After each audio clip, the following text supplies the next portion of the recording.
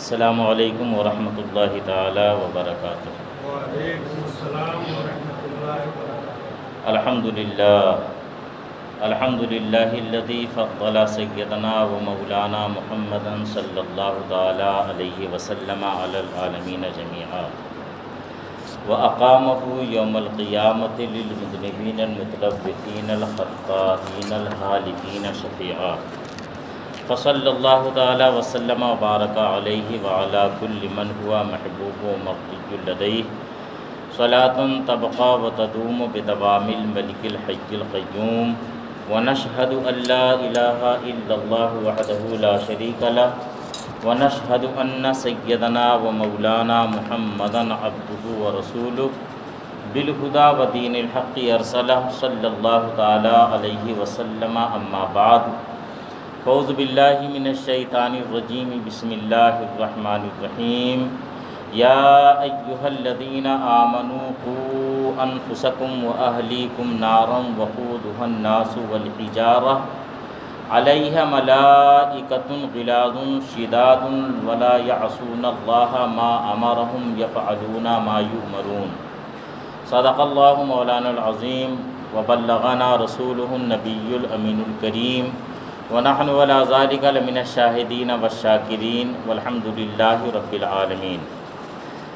برادران ملت اسلامیہ، قابل قدر بزرگوں، نوجوان دوستوں، آئیے ہم اور آپ سب مل کر انتہائی ادب و احترام کے ساتھ اپنے و ساری کائنات کے مرکز عقیدت آقائے دو جہاں حضور رحمت عالم نور مجسم جناب احمد مصطفیٰ محمد عربی ارواحنا فداہ صلی اللہ تعالی علیہ وسلم کی بارگاہ اقدس میں درود پاک پڑھنے کی سعادتیں حاصل کر لیں۔ پڑھیں اللہم صلی علی سیدنا و مولانا محمد معدن الجود والکرم منبع العلم والحلم والحکم وآلہ الکرام اجمعین وبارک وسلم دائما ابدا سرمدا۔ درود و سلام جس طرح سے میں پڑھاؤں میرے ساتھ مل کر بآواز بلند پڑھنے کی کوشش کریں۔ الصلاۃ والسلام علیک یا رسول اللہ، الصلاۃ والسلام علیک یا حبیب اللہ، الصلاۃ والسلام علیک یا نبی اللہ، وعلی آلک واصحابک یا نور اللہ صلی اللہ تعالی علیہ وسلم۔ غلط روی سے منازل کا بعد بڑھتا ہے، غلط روی سے منازل کا بعد بڑھتا ہے، مسافرو روش کارواں بدل ڈالو، جگہ جگہ کے تمہیں تھک چکے ہیں ہنگامے، نشاط لذت خواب گراں بدل ڈالو، سفینہ اپنا کنارے سے لگ بھی سکتا ہے، سفینہ اپنا کنارے سے لگ بھی سکتا ہے، ہوا کی رخ پہ چلو بادباں بدل ڈالو، گم ہو گیا مغرب کی سیاہ بخت گھٹا میں، گم ہو گیا مغرب کی سیاہ بخت گھٹا میں، تہذیب حجازی کا درخشندہ ستارہ۔ حضرات، آج کچھ اپنی ذمہ داریوں کے حوالے سے ایک سبق نما بیان آپ حضرات سماعت فرمائیں گے۔ اگر ہم انسان ہیں اور صاحب شعور ہیں تو ہماری اپنی کچھ ذمہ داریاں ہیں۔ آج پورا معاشرہ اس ذمہ داری کو پورا نہ کرنے کی وجہ سے ذلت و رسوائی کا شکار ہے۔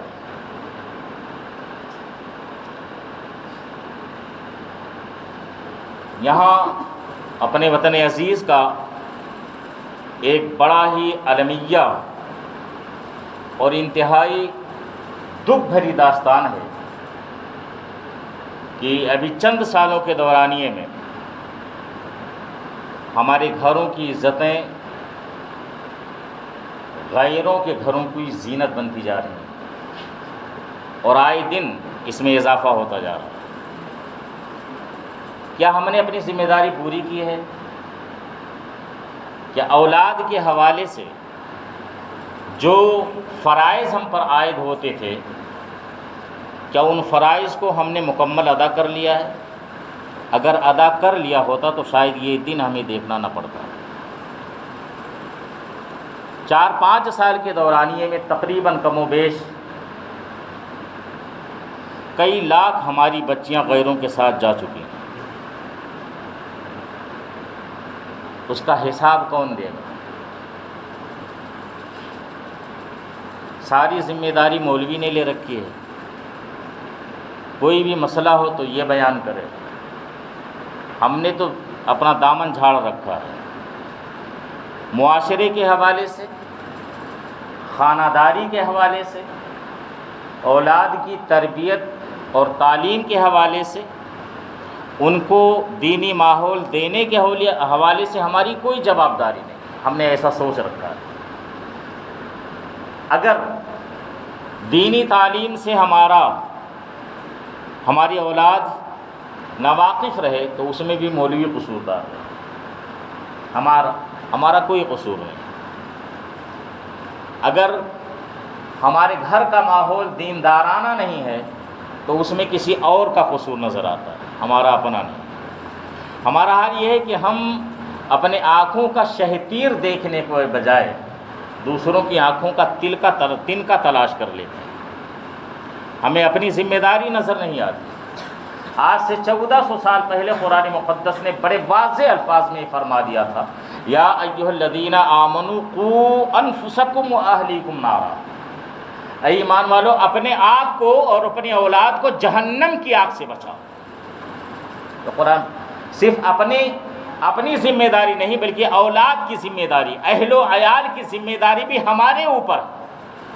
کیا ہم نے اس ذمہ داری کو پورا کیا؟ کیا ہم نے وہ دینی ماحول فراہم کیا؟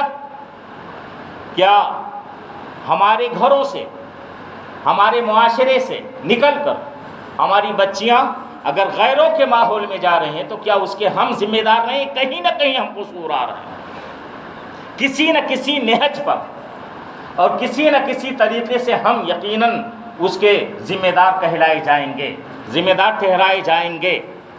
صرف ایسا نہیں کہ ہمارا اپنا معاشرہ ہے تو ہم اسی پر اکتفا کر لیں، بلکہ اگر ایک مسلم جو ہوتا ہے، مسلم قوم جو ہوتی ہے، ایک دیوار کی مانند ہوتی ہے، ایک دیوار کی مانند ہوتی ہے۔ اگر دیوار کے اندر سے ایک اینٹ کو نکال دیا جائے تو پوری دیوار عیب دار بن جایا کرتی ہے، عیب دار ہو جاتی ہے، عیب والی بن جاتی ہے۔ ایسے ہی اگر پوری مسلم قوم میں سے ایک شخص کے اندر اگر بگاڑ پیدا ہو جائے، اگر ایک شخص اگر ذلیل اور رسوا ہو جائے تو پوری قوم ذلیل ہو جاتی ہے اور پوری قوم رسوائی کے دہانے پر کھڑی ہو جاتی ہے۔ آج ہم نے ایک زمانے سے اس ذمہ داری کو پورا نہیں کیا جس ذمہ داری کو اللہ نے ہمیں پورا کرنے کا حکم عطا فرمایا تھا۔ رسول کائنات صلی اللہ تعالی علیہ وسلم نے ہمیں جو ذمہ داری عطا فرمائی تھی اس ذمہ داری کو ہم نے پورا نہیں کیا ہے، اسی وجہ سے شاید ہمیں یہ منہ آج دیکھنا پڑ رہا ہے۔ سن 2017 سے لے کر کے سن 2021 تک جو ہندوستان کا سروے ہوا ہے تقریباً ہماری 22 لاکھ لڑکیاں دوسروں کے یہاں جا چکی ہیں۔ کیا اس پر کبھی غور کیا ہے ہم نے؟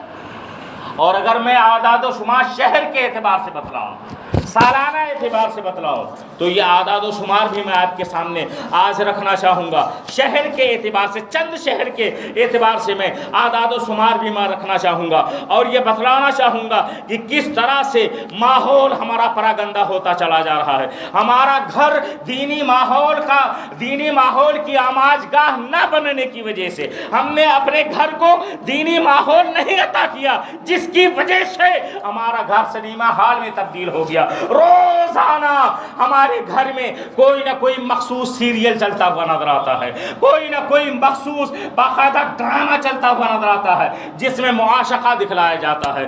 ایک لڑکی دوسرے لڑکے سے محبت کرتی ہوئی نظر آتی ہے اور پھر دونوں ایک دوسرے کے ساتھ فرار ہو جاتے ہیں، وہ کسی بھی قوم سے تعلق رکھنے والا ہو۔ بتاؤ یہ کچھ دنوں سے اس پر زور دیا جا رہا ہے یا نہیں دیا جا رہا ہے؟ اور اسی کا نتیجہ ہے کہ اس میں کوئی عار نہیں محسوس کیا جا رہا، اس میں کوئی شرم محسوس نہیں کی جا رہی ہوتی۔ اگر روز اول سے ہم نے اپنے گھر کے ماحول کو دینی ماحول بنایا ہوتا، اگر اسلامی ماحول میں اپنے گھر کا ہم نے پروان چڑھایا ہوتا، اگر ہم نے اپنے بچوں کو اگر دینی تربیت دی ہوتی، اگر اسلامی ٹریننگ سے ہم نے انہیں دو چار کیا ہوتا، تو قسم خدا کی آج ہمیں یہ دن نہ دیکھنا پڑتا، آج ہمیں رسوائی کا سامنا نہ کرنا پڑتا، آج ہمیں ذلتوں کا سامنا نہ کرنا پڑتا۔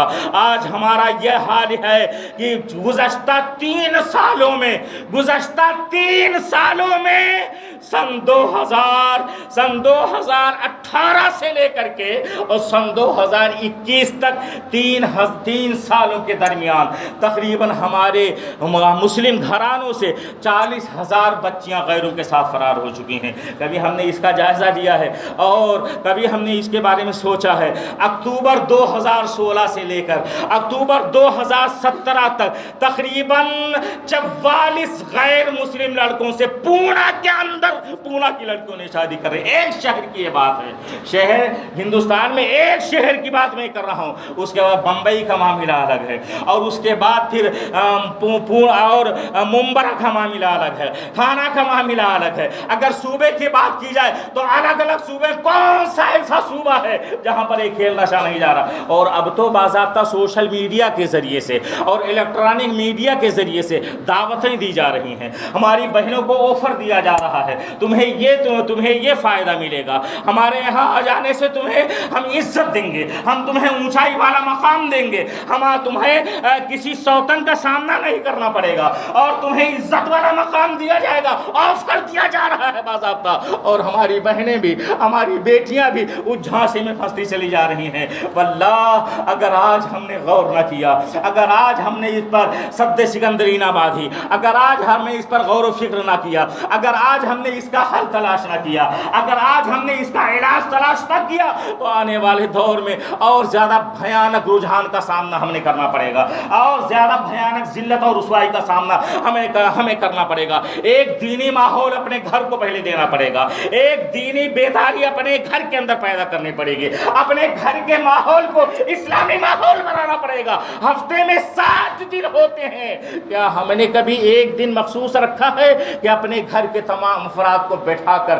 ہم انہیں دین سکھاتے ہوئے نظر آئیں؟ کیا ہم نے ایسا کیا ہے اپنے گھر میں؟ کیا ہم نے ایسا ماحول بنا رکھا ہے؟ حالانکہ یہ تو روز ہونا چاہیے، مگر میں روز کی بات نہیں کرتا، ہفتے میں ایک دن آپ کی بیٹی بھی وہاں پر بیٹھی ہو، آپ کی بہن بھی آپ کے ساتھ ہو، آپ کے بیٹے بھی آپ کے ساتھ ہو، آپ کی اہلیہ بھی آپ کے ساتھ ہو، آپ بیٹھ جائیں، ایک اسلامی کتاب لے کر کے، سیرت رسول لے کر کے بیٹھ جائیں، شریعت کے مسائل کی کوئی کتاب لے کر کے بیٹھ جائیں، اگر اردو نہیں آتی ہے ہندی میں کتابیں دستیاب ہیں اسے لے کر کے بیٹھ جائیں۔ قسم خدا کی اگر آج ہم نے محبت رسول کا جام سیرت رسول کی روشنی میں پلا دیا تو ہمارا بچہ ٹس سے مس نہیں ہوگا، اسلام کا شیدائی بنتا ہوا نظر آئے گا، ہماری بہنیں اسلام کی دیوانی بنتی ہوئی نظر آئیں گی، وہ جان دے دیں گی مگر ارتداد کا شکار ہوتی ہوئی نظر نہیں آئیں گی۔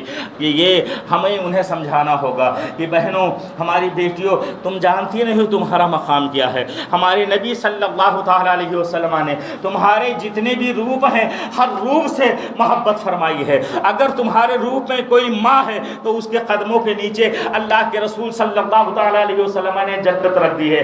اگر تمہارے روپ میں کوئی بیٹی ہے تو اللہ کے رسول صلی اللہ تعالیٰ علیہ وسلم نے اسے رحمت کا ذریعہ قرار دیا ہے۔ اور اگر کوئی بہن ہے تمہاری روپ میں تو باضابطہ طور پر رسول کا وہ ارشاد بھی ہمیں اپنی نگاہوں کے سامنے رکھنا ہوگا۔ جب انہوں نے کہا تھا بہن تمہیں آنے کی کیا ضرورت تھی، بہن تمہیں آنے کی ضرورت کیا تھی، تم نے ایک پیغام بھیج دیا ہوتا تو قیدیوں کو ویسے ہی میں رہا کر دیتا، ویسے ہی آزاد۔ جانتے ہو واقعہ کون سا ہے؟ حضرت حلیمہ کی بیٹی ہیں، رسول کائنات صلی اللہ تعالیٰ علیہ وسلم کی رضائی بہن ہیں، حضرت شیمہ رضی اللہ تعالیٰ عنہ۔ بنو سعد کے چند قیدی، چند افراد مقید ہو کر کے قیدی بن کر کے کسی جنگ کے موقع پر صحابہ کرام نے لا کر کے اللہ کے رسول صلی اللہ تعالیٰ علیہ وسلم کی بارگاہ میں پیش کر دیا تھا. وہ قیدی بن کر کے آئے تھے اور انہیں چھڑانے کے لیے حضرت شیمہ تشریف لائی تھی, حضور کی رضائی بہن تشریف لائی تھی. تو اللہ کے رسول نے وہ تاریخی جملہ فرمایا تھا,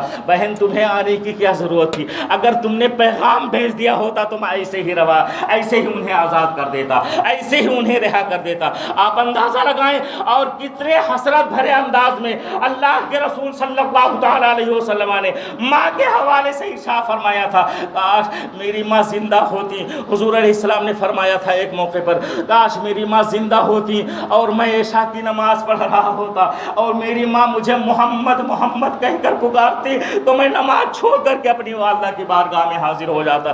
کبھی آپ نے سوچا ہے ہم نے اپنی بہنوں کو, اپنی ماؤں کو, اپنی بیٹیوں کو یہ درس نہیں دیا ہے؟ اللہ کے رسول صلی اللہ تعالیٰ علیہ وسلم کا یہ ارشاد ہم نے سنایا نہیں ہے؟ اپنی بیٹیوں کا رحمت کا ذریعہ جو اللہ کے رسول نے قرار دیا ہے وہ ہم نے ان کے سامنے پیش کرنے کی سعادت نہیں حاصل کی ہے. شاید یہی وجہ ہے کہ غیروں کی یہاں چمک دمک انہیں زیادہ نظر آ رہی ہے. انہیں بتلانا ہوگا اسلام نے جو عزت عورتوں کو عطا فرمائی ہے آج تک نہ کوئی دے سکا ہے اور نہ صبح قیامت تک دے سکتا ہے. عزت ہے تو اسلام کے دامن میں, عفت ہے تو اسلام کے دامن میں, محافظت کا جذبہ ہے تو اسلام کے دامن میں. اگر بہن پر مر مٹنے کا جذبہ ایک بھائی کو کوئی عطا کرتا ہے تو مذہب اسلام عطا کرتا ہوا نظر آتا ہے.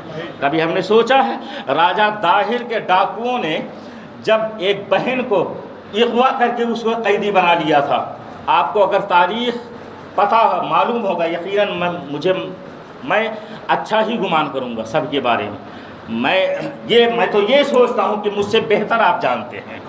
اگر تاریخ کے بارے میں معلوم ہوگا تو آپ یہ بھی جانتے ہوں گے کہ ایک زمانے سے سرندیپ سے عربوں کے تجارتی تعلقات تھے. لنکا سے, سری لنکا سے تجارتی تعلقات تھے اور مالابار کے علاقوں میں بھی مسلم تاجر آیا جایا کرتے تھے اور بادبانی کشتی پر سوار ہو کر کے آتے تھے.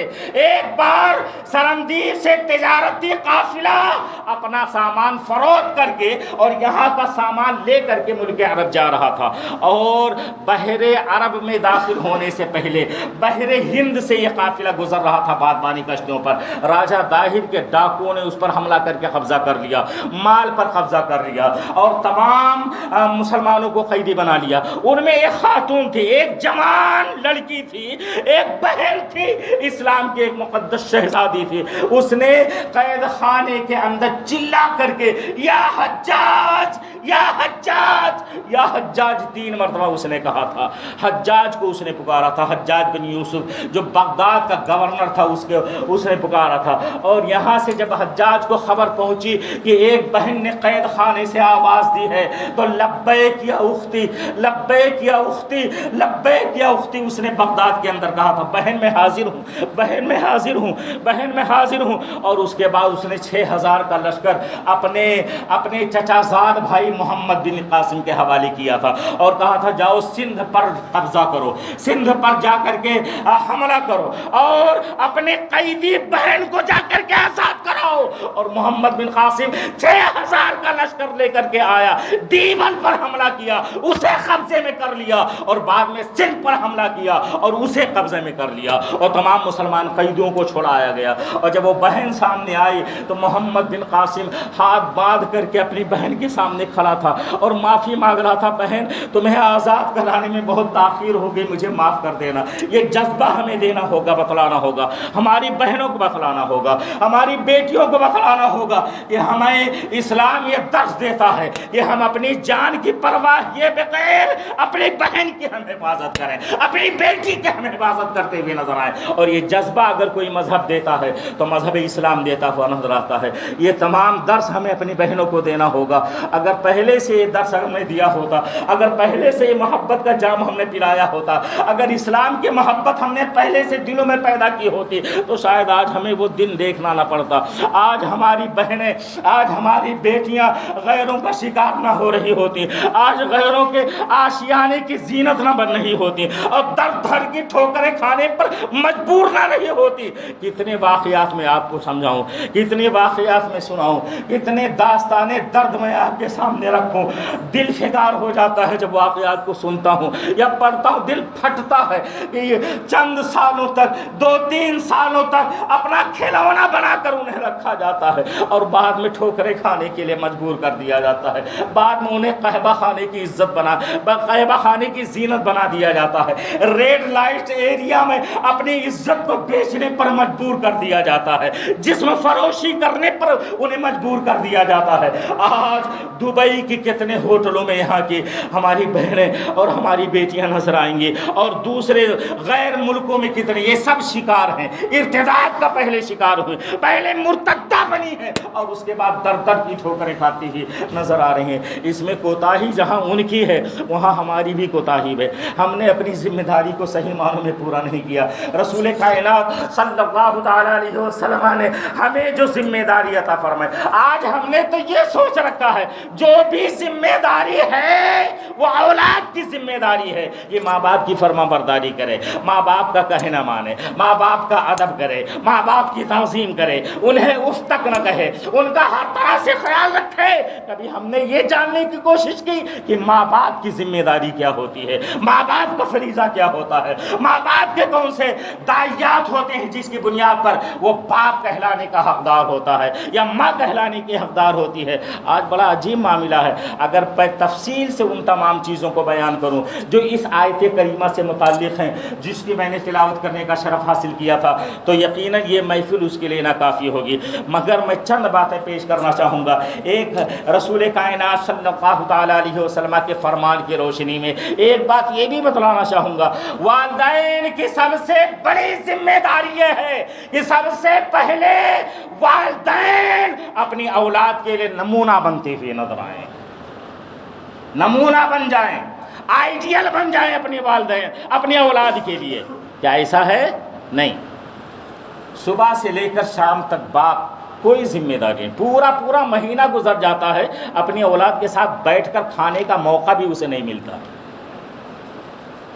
اپنے گھر والوں کے ساتھ بیٹھ کر 2 لقمہ کھانے کا اسے موقع بھی نہیں ملتا ہے۔ رات میں کام سے اس وقت واپس آئے گا جب اس کے بچے اپنے اپنے کمروں میں کھا کر جا چکے ہوں گے، یہ آئے گا، کھانا کھائے گا، سو جائے گا کام کر، اور صبح وہ نکل جائے گا۔ اور کبھی کہیں تو ایسا بھی ہے، میں بڑے شہروں کی بات کر رہا ہوں، کہیں ایسا بھی ہے کہ ماں بھی نکل جاتی ہے کام پر، باپ بھی نکل جاتا ہے کام پر، اور گھر کی ذمہ داری اگر چھوٹے بچے ہیں تو آیا اسے نبھاتی ہوئی نظر آتی ہے، خادمہ اور ملازمہ اسے پوری کرتی ہوئی نہ۔ بھلا بتاؤ، جو ماں اپنی اولاد کو دودھ نہ پلائے، جو باپ اپنی اولاد کو ایک لمحہ نہ دے، کبھی اسے گود میں نہ اٹھائے، کبھی اسے پیار نہ کرے، اور پھر وہی ماں اور پھر وہی باپ اس اولاد سے محبت کی امید کریں بعد میں۔ اس نے آنکھ کھولی تو دیکھا تھا ایک نظر، شعور کے منزل تک پہنچا، تھوڑا سا بڑا ہوا، اولاد بڑی ہوئی تو اس نے دیکھا تھا کوئی ہے جو شام کو آتا ہے، ماں کہتی ہے تمہاری ڈیڈی آ گئے، بس بقیہ تو سارا کام ڈرائیور کر رہا نا، ڈرائیور ہی اسے اسکول لے کر جاتا ہے، ڈرائیور اسے اسکول سے لے کر آتا ہے، ڈرائیور اسے ٹیوشن کلاس میں لے جا کر کے چھوڑتا ہے، ڈرائیور چھوڑ کر کے چلا جاتا ہے۔ پھر خادمہ کی ذمہ داری، خادمہ اسے نہلاتی ہے، ملازمہ جو ہوتی ہے اسے نہلاتی ہے، اسے دھلاتی ہے، کپڑے پہناتی ہے، کھانا کھلاتی ہے، دودھ پلاتی ہے بوتل کا، سب کچھ وہی کرتی ہے۔ تو اب خادمہ اس کی نظر میں زیادہ محبت کرنے والی بنے گی یا اس کی ماں بنے گی؟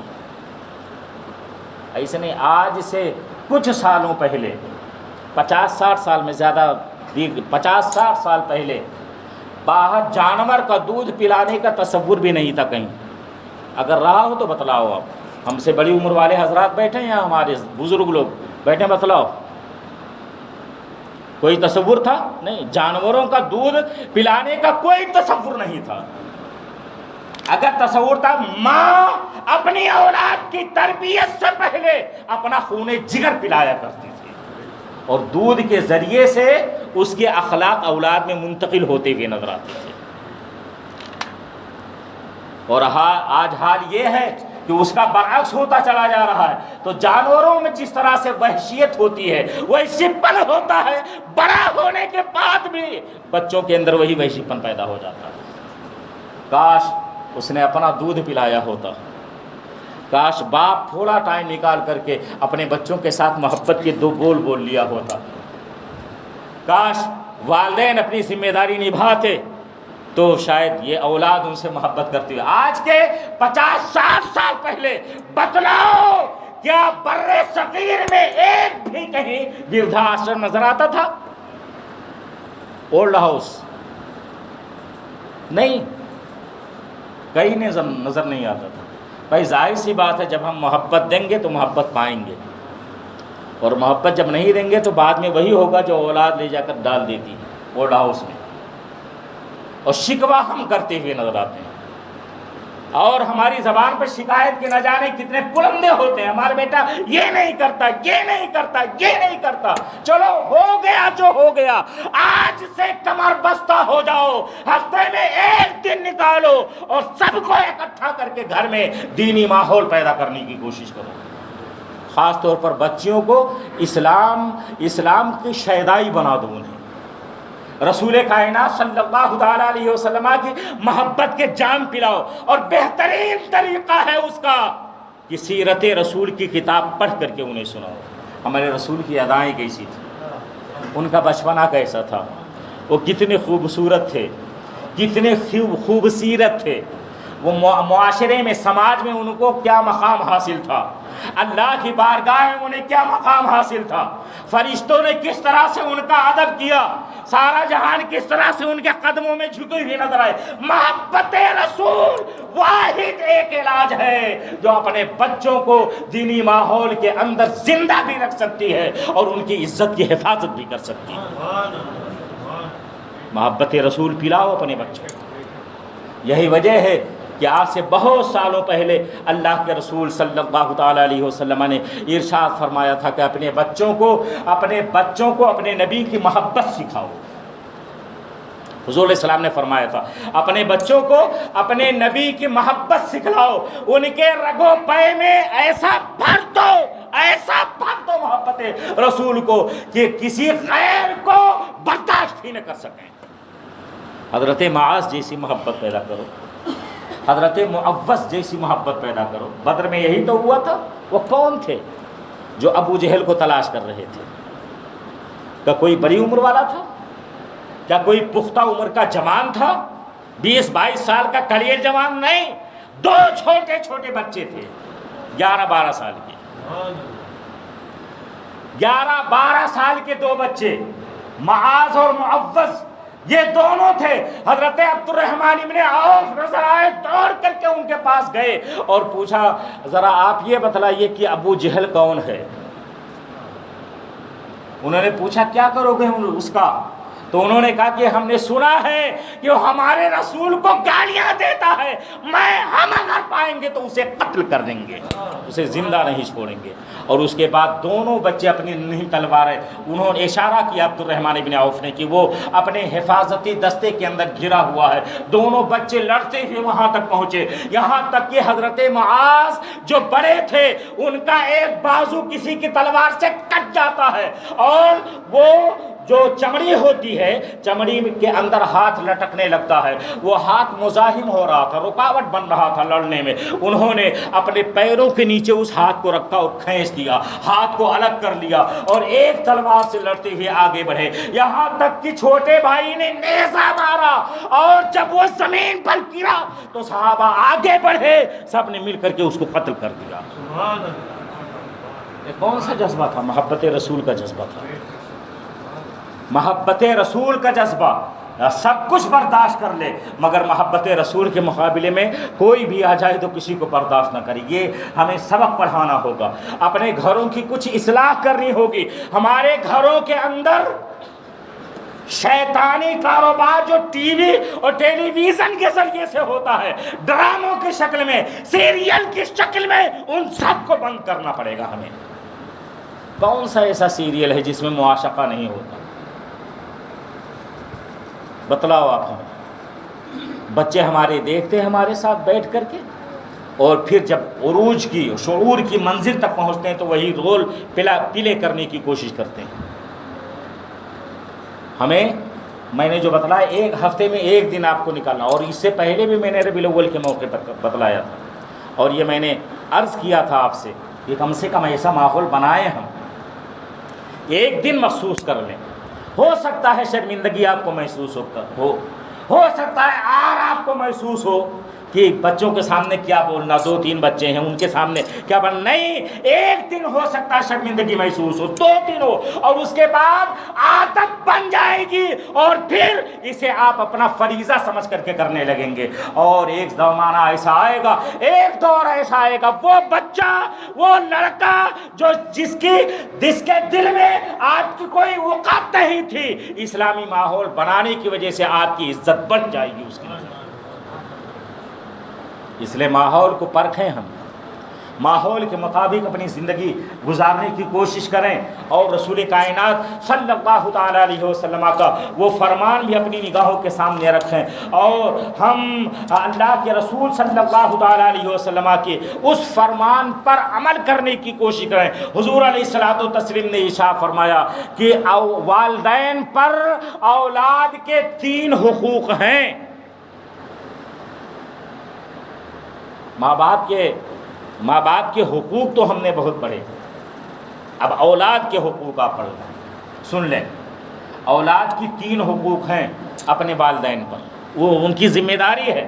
نمبر 1، سرکار نے ارشاد فرمایا کہ جب فمن ولد لہ فلیحسن اسمہ وادبہ، اپنے بچے کا اچھا نام رکھنا اور اسے اچھی تربیت دینا، یہ پہلا حق ہے اولاد کا۔ اچھا نام رکھنا، اچھا نام رکھنے سے مراد کیا ہے؟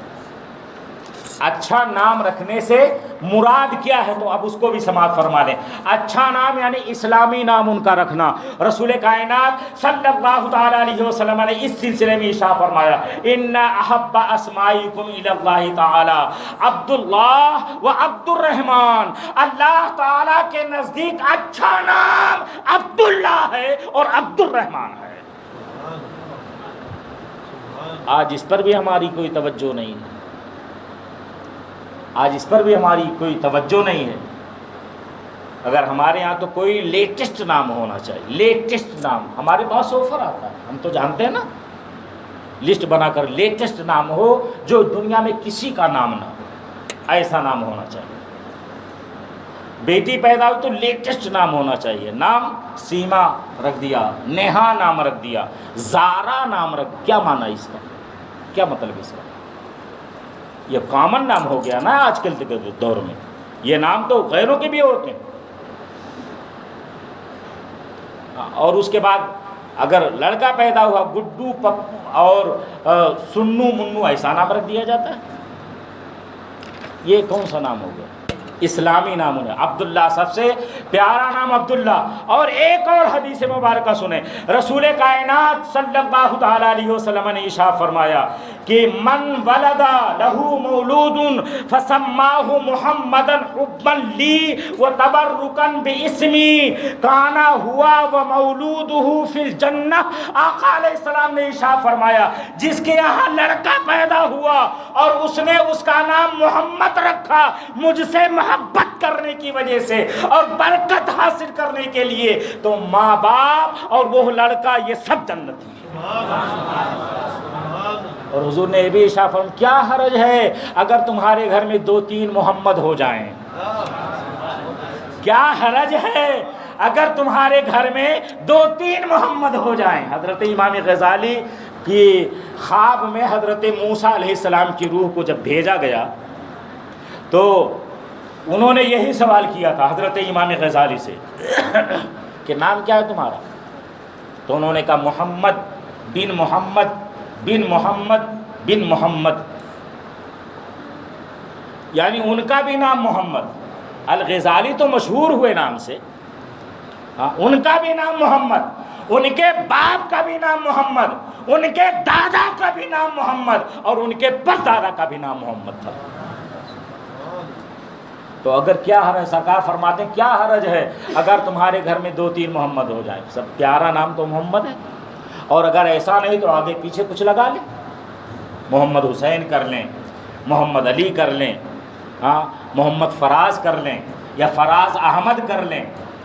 احمد بھی حضور کا نام ہے، یہ اسلامی نام ہے، صحابہ کے نام پر رکھ لیں، اولیاء کرام کے نام پر اپنے بچوں کا نام رکھیں۔ یہ تربیت کا اولین فریضہ ہے، بچہ پیدا ہو تو اسلامی نام رکھا جائے، اچھا نام رکھا جائے، نام کا اثر بچوں پر ہوتا ہے۔ بچیاں اگر پیدا ہوں تو ان کا نام ولیاؤں کے نام پر رکھا جائے، صحابیات کے نام پر رکھا جائے، خدیجہ نام رکھا جائے، عائشہ نام رکھا جائے، میمونہ نام رکھا جائے، فاطمہ نام رکھا جائے، ام کلثوم نام رکھا جائے، ام حبیبہ نام رکھا جائے، اس طرح کے نام جو صحابیہ کے نام ہوں، تاکہ اگر کچھ نہیں تو نام کا اثر تو ہو جائے۔ تو یہ پہلی ذمہ، اور تربیت کے بارے میں انشاءاللہ اگلے جمعہ میں بولوں گا۔ یہ تو نام رکھنا پہلی ذمہ داری، سرکار نے فرمایا اچھا نام رکھے اور اچھی تربیت کرے۔ اچھی تربیت کیا ہے؟ یہ واقعات کی روشنی میں اور ماحول کی روشنی میں انشاءاللہ تعالیٰ میں آنے والے جمعہ میں بھی اسی موضوع کو جاری رکھوں گا۔ اللہ تعالیٰ ہم سب کو عمل کرنے کی توفیق عطا